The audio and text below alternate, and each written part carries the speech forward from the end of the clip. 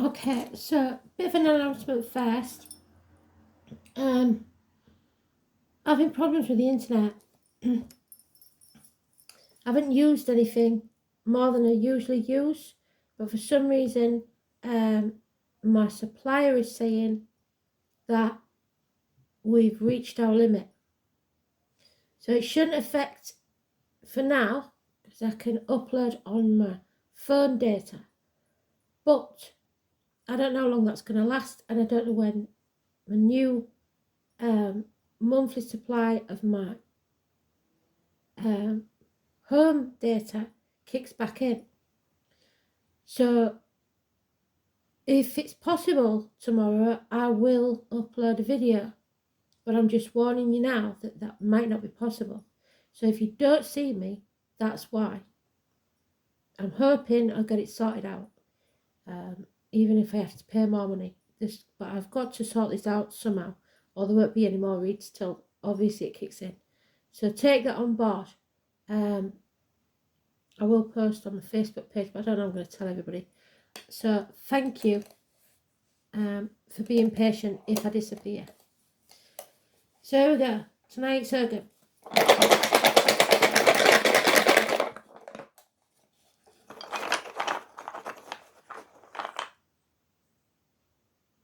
Elm.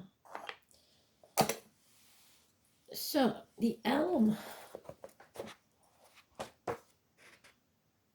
161. So those numbers may be important to you. 161.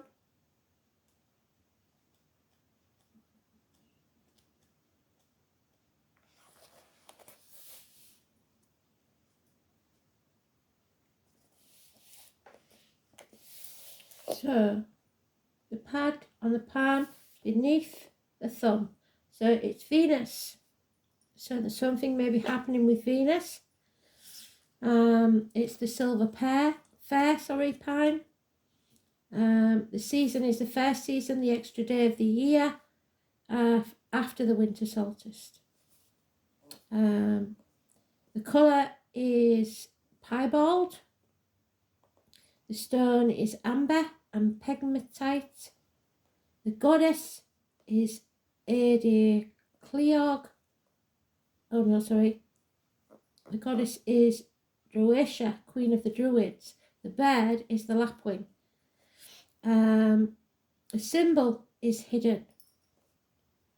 The planet is the moon and Astria. The metal is silver. The animal is the horse. I've just been talking about this, the year of the horse. So, to Elaine.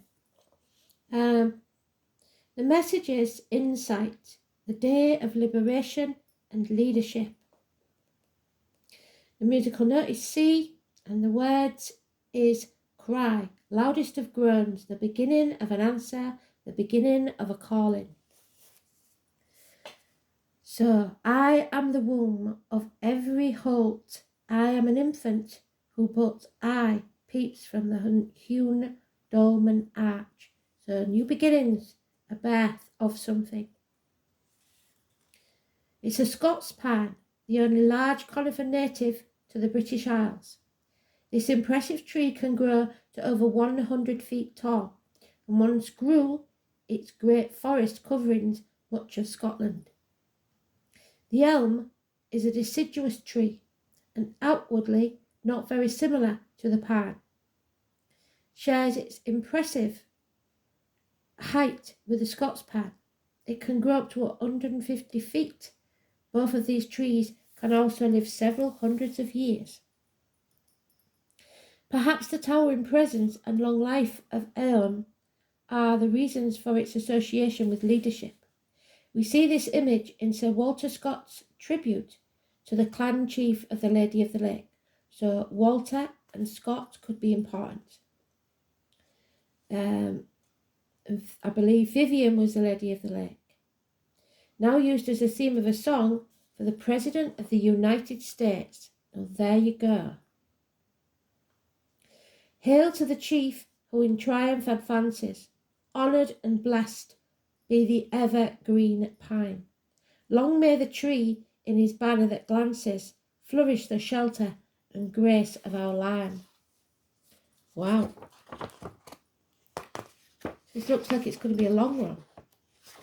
So let's hope we get it all out. Ogham seems to refer specifically to the sound of the letter A.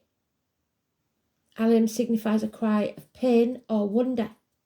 We groan, ah, in distress, breathe, ah, in awe, and shout, aha, when the pieces of a puzzle fall into place. Choose Ogham for your element if you seek insight. The aha moment, one of Spirit being talking about, that gave us that today, and it's still there on the top of the pile. The aha moment, the light bulb comes on. There are those who see, those who never see, and those who see when they're shown. So, when you comprehend the meaning or pattern in what had previously seemed a tangled confusion, Ogham holds forth the promise of such a breakthrough moment and the reminder that this is only the beginning of answers. The Silver Fair is the first tree of the year falling on what is known as the extra day, or the day that is not a day, which would be to us the 29th of February. It falls the day after winter solstice. It is a goddess tree and is sacred to Artemis, again Diana, the moon goddess of ancient Greece. The triangular shape represents the trinity of the goddess. It represents strength, the sun, and the source, so the sun is in Scorpio. It also corresponds to the balsam tree. Its sister tree is the yew, which we had yesterday, or Scotch pine in Britain. In Hebrew, it is called Tamar or Ishtar. Tamara. That could be important for you. The Silver Fair is associated with the moon and with the planet of Jupiter. Its colours are piebald and light or pale blue. Its bird is the eagle, so Scorpio and Aries again, and the lapwing, and its animals associated with the red crow. Its stones are tourmaline and amber, and it is a feminine herb. This tree belongs to the triple aspect goddess in Celtic law, offering the blessings of learning, choice, and progress.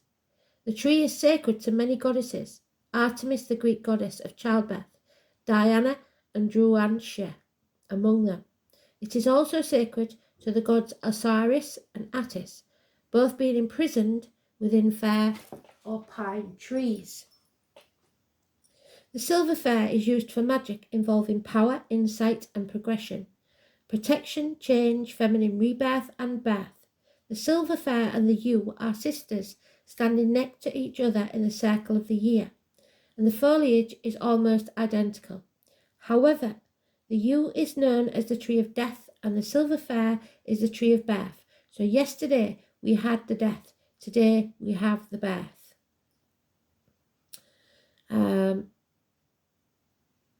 Sacred tree to the Druids and a symbol of hope, so Spirit given us hope.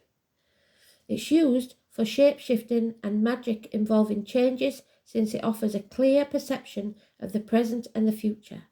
The wood chips are sometimes used as incense, and the wood can be used in construction of magical musical instruments. Burning the needles of the Silver Fair and sweeping around the bed with a branch that has been blessed provides protection to a newborn baby and the mother. In the Orkney area of Scotland, which you know I've travelled to many times, where my niece lives, my great niece should I say, the new mother and baby are seen by whirling a fair candle 3 times around her bed. For a weather witch, the cones of the Silver Fair warn of wet weather and foretell when dry season approaches. Charms made of fir can be given as tokens of good luck to departing friends.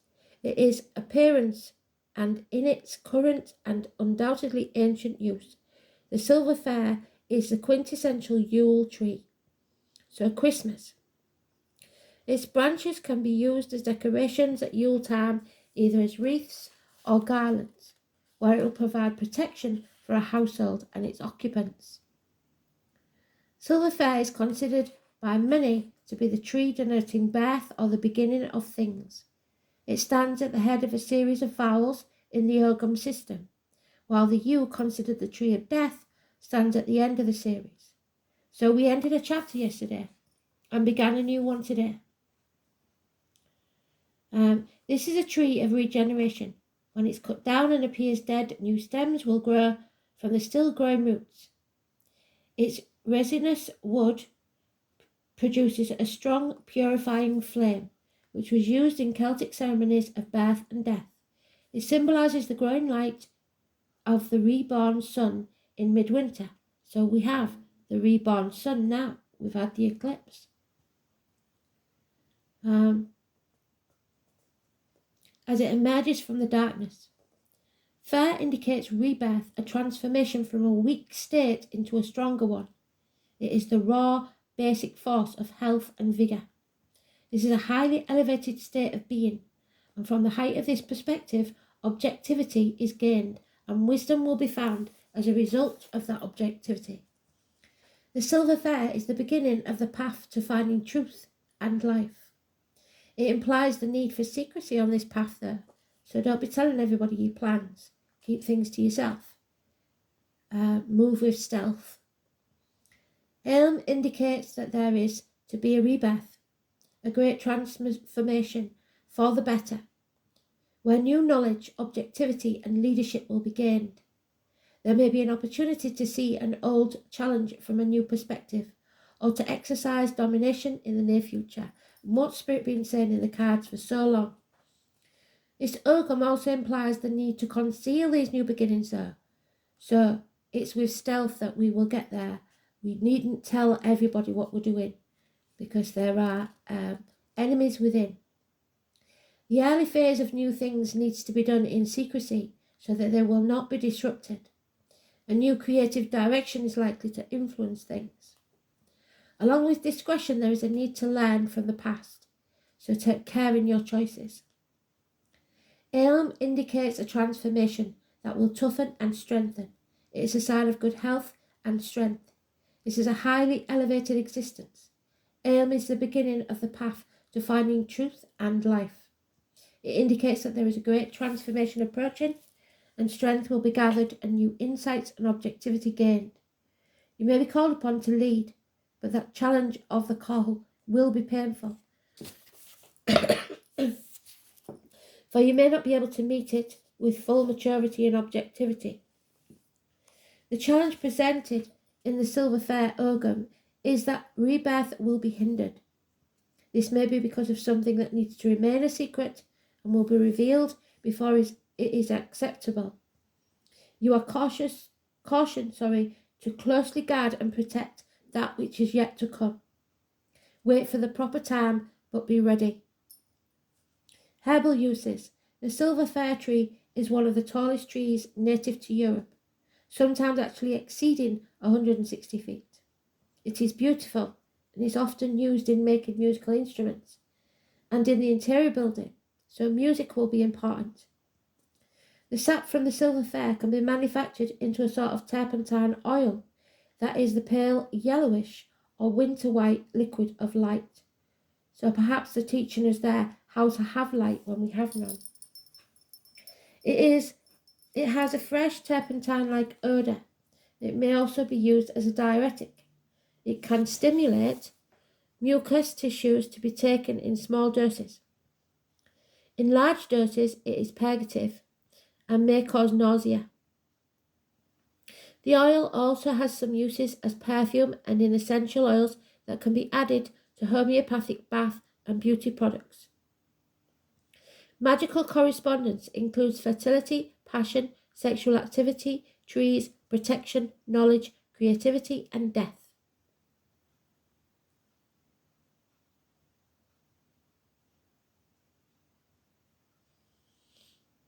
It's evergreen and produces cones that fall apart while they are still on the tree. Silver firs are rarely cultivated in North America, but several similar native species. There are members of the pine family. Druacia is the queen of the Druids and mother of the tree calendar. We've talked about the tree calendar many times, haven't we? If anybody knows how to get hold of one, please let me know. She is the triple goddess of the fair tree, and the daughter of the triple god Gledif, and the triple goddess Bee. So bees again. She is tall and thick, wheat yellow hair in a green dress, with a fragrance of sunshine and cut grass. She carries green magic and green strength, so the heart chakra. Her sisters are Gwaith or Goth, wind, and Gweithav, all, Gwenadal, so wind of all, the most beautiful. They are a manifestation of the three fates, birth, growth, and death. They live in the sacred grove of Amara, the goddess of growing things, queen of the harvest and the bride of the oak.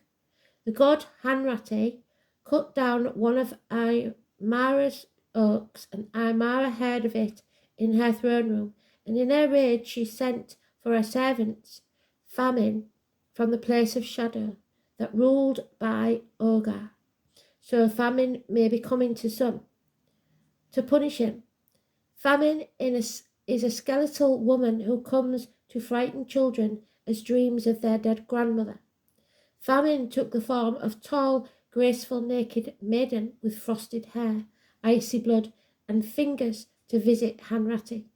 He ate himself alive with hunger. Druasia probably had her origins in Gaul. The root of her name Drus, pertaining to the oak, links her with the Druids who valued the oak. Today she is associated with the Dryads, the tree fairies, and the rains as there as queen.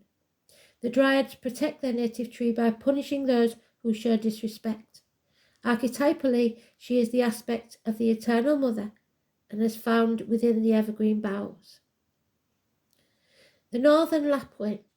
This bird, also known as the peewit, in imitation of its display calls, is named the lapwing to describe its wavering flight. Its black and white colouring and round winged shape, its flight makes it distinctive, even without its splendid crest. This familiar farmland bird, so farmers again, has suffered significant declines in the last 25 years and is protected in the United Kingdom because of the importance of its wintering population. The lapwing mainly breeds on farmland, especially among crops sown in spring, which are adjacent to grass and bare land. It is also found on pastures, wet grasslands and marshes. It winters in flooded grasslands, estuaries, coastal wetlands, short grassy fields and ploughed fields. Lapwings are found on farmland throughout the UK, particularly in lowland areas of northern England, so near me, the borders and eastern Scotland. In the breeding season they prefer spring-sown grains and root crops, permanent unimproved pastures, meadows and fallow fields. They can also be found on wetlands with short vegetation. In winter they flock on pastures and ploughed fields. The lapwing's call is a wheezing peewit, and that song includes eel, weep, weep, weep phrases. There are local tales surrounding the lapwing, but they are not in agreement. Some speak of bad luck and death that comes of seeing a lapwing, but I prefer to speak to the farmers who know that it is this cold climate that call of the lapwing is the first herald of spring. When other birds still shun the area of warmer southern lands, and the hail and sleet wash over the moorlands, pushed by the cold northern winds, winter seems to last forever. But it is the call of the lapwing that tells us there is an end near. So the hard times are nearly over, and the new shoots and warmth are on their way. The piebald colouring is also important, as their features speak of the transition of darkness into light, reflecting this natural change. The poetic meaning for the lapwing is disguise a secret, because they hide their nests so successfully. Some even say that Solomon invented the language of the birds and the lapwing was the first to use it. A little bird told me, a common expression referring to an implied secret or private source of knowledge. The origin of the expression is attributed to the lapwing. All the birds of the air are summoned to King Solomon, but the lapwing did not appear. Later, the lapwing explained that he'd been with the Queen of Sheba and that she had indicated that she intended to visit Solomon. The king began to make preparation for the visit. In the meanwhile, the lapwing flew to the queen and told her that the king had a great desire to see her. As history records, such a meeting did take place, but the role of the lapwing is less clear. In the Welsh myth of Cad Codor, a rare white roebuck is stolen from Arran of Arn, symbolic of the soul's journey into death. In Welsh mythology, Arran was lord of the underworld, which was called Arn.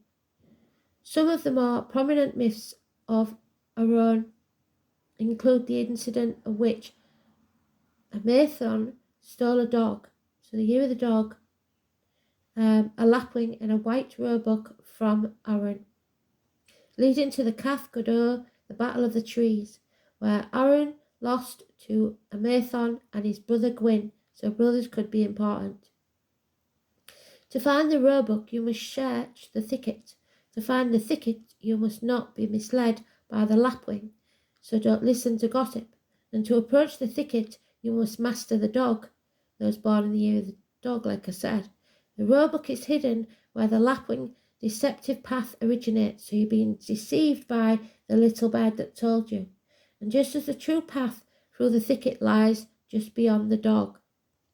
Robert Graves, so maybe a grave of someone called Robert, who knows, in The White Goddess, tells us that dog means guard the secret. Roebuck means hide the secret. The lapwing means disguise the secret. Ultimately, we must ask the question, what is the secret? Robert Graves suggests that under patriarchy and under the guise of new names for central deity, goddess changed to god. The closely guarded secret of the Druids was Danu, the mother of life herself.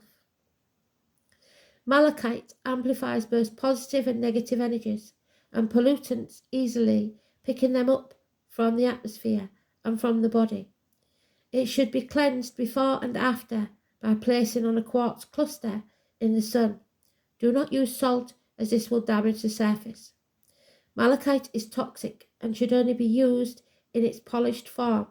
It is always green. If used as a gem, elixir, it should only be used externally. Malachite soaks up plutonium, so plutonium pollution may be an issue, and guards against radiation of all kinds. It is a strong affinity with nature and the Devic forces. The stone clears and activates the chakras and attunes to spiritual guidance. Placed on the third eye, it activates visualization and psychic vision. On the heart, it will bring harmony and balance. Malachite is used for scrying or to access the door to other worlds. It can assist in receiving insight from the subconscious and the messages of the future. Psychologically, malachite is a stone of transformation. Life is lived much more intensely under its influence, which also encourages risk-taking and change. It is mercilessly shows what is blocking your spiritual growth. Mentally, malachite goes to the core of the problem, enhancing intuition and insight. It helps alleviate mental disturbances, including psychiatric illnesses, and combats dyslexia. It strengthens the ability to absorb and process information and makes you more observant and helps you understand difficult concepts. Malachite placed on a solar plexus helps facilitate deep emotional healing. It releases negative traumas, bringing suppressed feelings to the surface and restoring the ability to breathe deeply. Malachite can be used for inner exploration. It stimulates dreams and memories vividly to life. However, it may make moods more intense and quick to change. Used for spasms, pains, including menstrual cramps, it also facilitates childbirth and has been called the midwife stone. It resonates with the female sexual organs. It lowers blood pressure, treats asthma, arthritis, epilepsy. My God, I've just been talking to Elaine about this. This is weird. This is like they was listening to the conversation. So it's very important, massively important, malachite. But we've got to be careful how we use it. The sexual organs mean Scorpio because it rules the reproductive organs and shared resources. Epilepsy, fractures, swollen joints, growths, travel sickness, vertigo, tumours, the optic nerve, pancreas, spleen and parathyroid. It aligns DNA and cellular structure and enhances the immune system. It stimulates the liver to reduce toxins, reducing the acidification of tissues. It also treats diabetics when worn around the waist. How bloody brilliant is that? So, don't let it be said that Spirit isn't looking after us, because they are. I feel that there is more to be said, so we will, I think, get a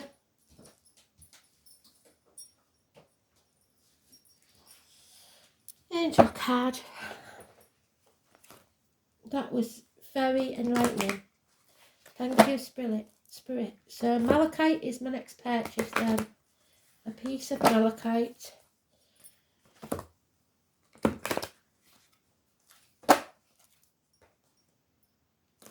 Where I'll get it from is another thing. We'll have to see.